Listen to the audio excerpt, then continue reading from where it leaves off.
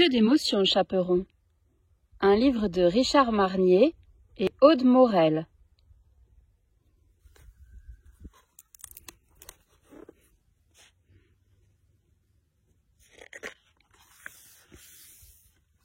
Que d'émotions, chaperon. Il était une fois une petite fille si ravissante, si gentille, si serviable et si attentionnée que tout le monde l'aimait. On l'appelait le petit chaperon rouge. Un jour, sa mère lui confia une mission très importante. Une tâche réservée aux jeunes filles bien sages et dignes de confiance. « Ma chérie, ta grand-mère est terriblement faible et malade. Apporte-lui ce panier garni d'une belle galette et de bonnes choses à manger. Mais attention, elle habite de l'autre côté de la forêt, alors sois prudente et ne traîne pas en chemin. »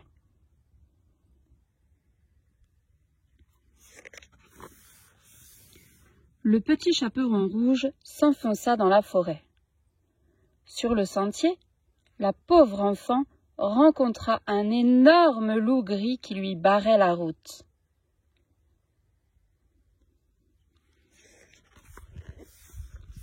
Le loup lui posa tout un tas de questions. « Que fais-tu seule dans cette forêt? Rappelle-moi où habite ta grand-mère. Connais-tu un raccourci pour y arriver? Vit-elle seule dans sa chaumière? A-t-elle un code d'entrée? Qu'est-ce que c'est que cette histoire de chevillettes et de bobinettes? Et ta grand-mère, est-elle grassouillette ou maigrelette? Et toi, combien pèses-tu? As-tu remarqué les jolies fleurs qui poussent sur le bas-côté? Est-ce que ta grand-mère apprécie les jolis bouquets? » Et il s'en alla.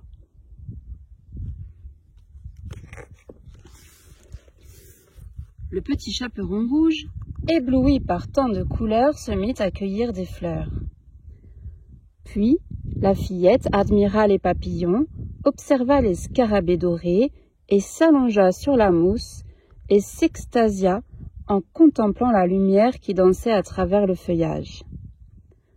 Qu'on était bien dans cette forêt!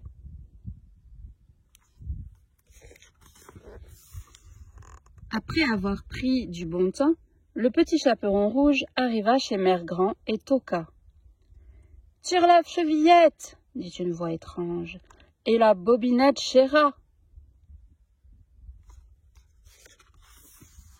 « Bonjour, Mère Grand !» lança le petit chaperon rouge en entrant dans la chaumière. « Regarde, je t'ai apporté un panier garni et un beau bouquet fleuri. » Mais personne ne répondit.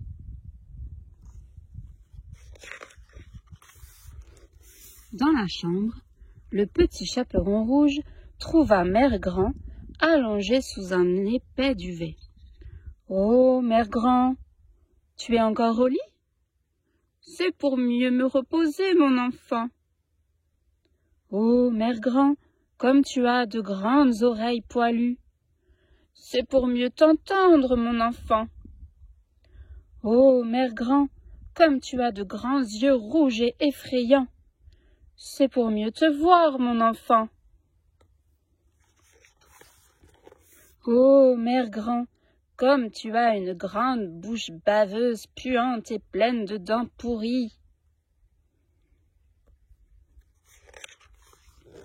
C'est pour mieux te manger, mon enfant. » Alors le loup bondit et l'avala.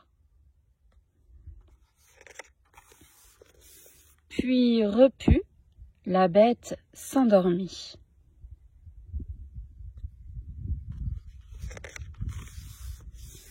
Assise à côté de sa grand-mère, le petit chaperon rouge s'ennuyait. Qu'il fait chaud dans le ventre du loup, qu'il fait sombre dans le ventre du loup. Et puis, il n'y a rien à faire dans le ventre d'un loup.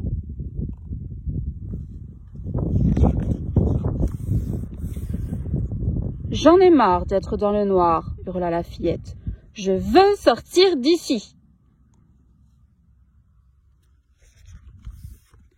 Heureusement, Un chasseur à l'ouïe fine entendit le petit chaperon rouge et les ronflements du loup.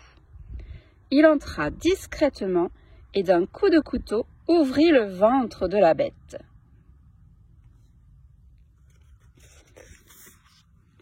Quel bonheur et quelle joie de respirer le grand air!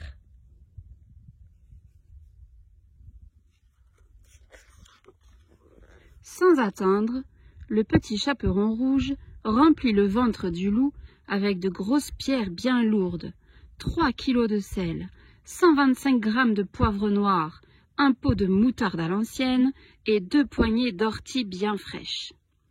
Puis, Mère Grand recousit minutieusement le ventre du loup.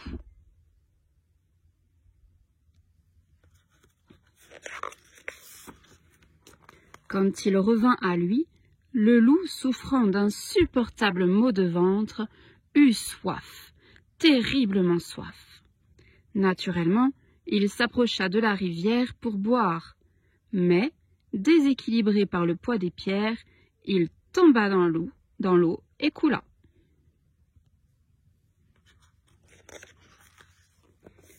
Après avoir partagé la galette avec Mère Grand et le chasseur, le petit chaperon rouge s'en retourna chez elle. En chemin, elle se dit que, décidément, il valait mieux écouter sa maman.